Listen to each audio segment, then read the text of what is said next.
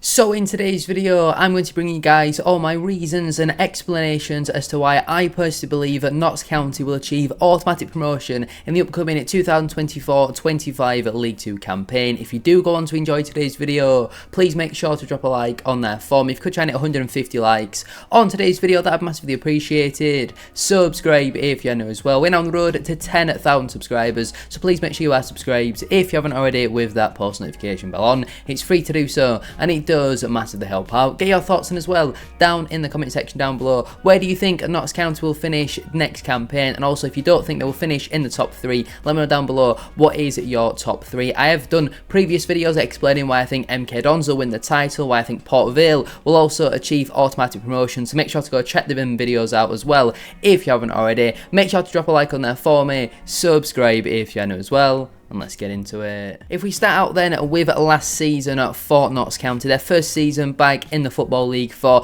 a number of years, and it started out very well. Then Luke Williams left the club and joined Championship side Swansea City. Stuart Maynard came in, and then it was just kind of a gradual, slow decline, and it ended up whimpering out, really did the season, into mid-table. They finished 14th in the end. They won 18 matches, only drew 7, but did also lose at 21. They scored 89 goals, which was one of the most in the entire division. I think joint third most amount of goals they scored in the entire division, but they also conceded 86, which was the worst. No team in League 2 last season conceded more. Forest Green, who finished bottom, only conceded 78. Sutton, who finished second bottom, were on 84. Then you've got a few teams on 80, 82 and 83, that being Colchester, Salford and Swindon respectively, but no team conceded more goals than Notts County last campaign, and I think that's very telling as to where their transfer recruitment has been this summer. They got rid of a lot of defenders, they brought a load more in, and we'll talk about that in a moment. And obviously they have lost Macaulay Langstaff. There has been some big transfers surrounding Notts County so far this summer transfer window, but last season, I think for a first season back in the Football League, is obviously a very solid finish for Notts County. But if you look at what some of the other teams have done, the likes of Stockport over a couple of years, Wrexham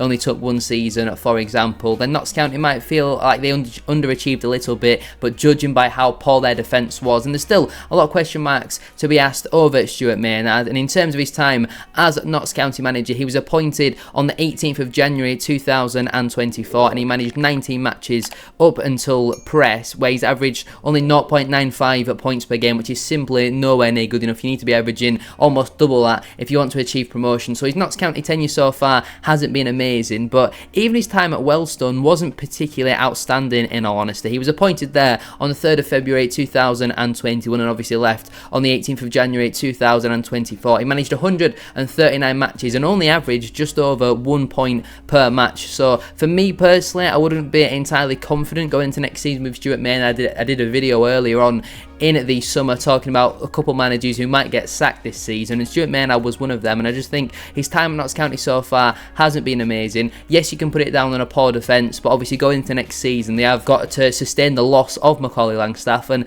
I'm not so sure Stuart Maynard is the right man to take this Notts County squad forward. In terms of their transfer business then so far, we'll start out firstly with the departures, and obviously the major one in Macaulay Langstaff. The rumoured fee was around £750,000. He has joined Championship side Millwall. He definitely deserves the move. 27 years of age now. This was, I think, probably the best time for his career. He's proven he can do it in the National League with Gateshead and then also with Notts County. He's proved last season he can do it in League 2, won the Golden Boot again last season. I'm pretty sure he scored like 80 goals over the last 3 seasons, and I'm not over-exaggerating when I say that. He has been unbelievable for them. Yes, he's missed a lot of big chances, but he gets in the right position. Off the ball, does he give you much in terms of link-up play? Is he amazing? Is he going to run the channels and work hard? No, but I think if he goes to Millwall and even scores something like 15 goals next season, that would be a really successful season for a first season in the Championship. That gap between mid-table in League 2 to mid-table in the Championship, it's very, very significant. I think even the step from League 2 to the top half of League 1 is quite significant, in all honesty, but I think it's a good club for Langstaff to go to. It's not like he's going to someone who's going to be challenging for promotion, because I think that'd be too much for him in terms of a step up, but I think he might actually be able to handle himself in the Championship, because in terms of League 2, much more physical and all that sort sort of stuff, but in a championship you've got to be a bit more technical, and I feel like the goalkeepers are obviously much better standard. In terms of some of their other departures, Aidan Baldwin was terrible for them last season. He's joined my team, Bradford City, who, to be fair, in pre-season I'm sure there'll be a few people asking, he hasn't looked too bad, probably a 6 out of 10 in all honesty. Nothing really stand out positively, but also no real clangers, but I guess I'll have to wait and see until the season does start. Richard Brindley joined Eastleigh, so again he makes that step down into the National League. John Bostock, I personally never really rated him, in all honesty. I thought he was far too weak in that midfield, and I think Notts County have got a lot better players. He's dropped down into the National League with Solihull Moors and is now 32 years of age. Geraldo Badrami has made actually the step up into League One with Burton. I'm pretty sure he spent the majority of last season injured. Connell Rawlinson has gone into the National League North. Toby Adebayo Rowling has gone into the National League, so it tells you the sort of standard of these defenders they had last campaign. Kyle Cameron has gone out on loan over to Scotland as well, and pretty much every single one of their defenders, especially centre-backs, have left the club, and that's very telling because of how many goals they did concede last summer. In terms of some players who they let go on free transfers, Will Randall, it never really worked out for him, in all honesty, at Notts County. He was very good with Sutton. I think at this moment in time is still without a club, and the experience as well of Jim O'Brien. He was never really going to be a starter for 46 games a season, but he was always good to bring on off the bench for the last 15-20 minutes to help see a game out. Before we go any further though with today's video, please make sure to drop a like on there for me. If you could try and hit 150 likes on today's video, that would be massively appreciated. Subscribe if you're new as well. We're on the road to 10,000 subscribers, so please make sure you are subscribed if you haven't already, with that post notification bell on. It's free to do so, and it does massively help out. And get your thoughts in down in the comment section down below. Where do you think Notts County will finish in this upcoming 2024-25 campaign? Let's waste no further time and get back on with today's video. Now, in terms of how the Notts County squad is now lining up ahead of the 2024-25 campaign, here is how we are currently looking. Now, obviously, a few players can play in a number of different positions, so take them kind of with a little bit of a pinch of salt. I'll just put them in their natural position according to Transfermarkt. A player highlighted in light blue is a new signing this summer, so as you can see, they've clearly highlighted where their issue was last season, their defence, and they've improved massively in there. They've barely touched their attack, in all honesty, and we'll come on to that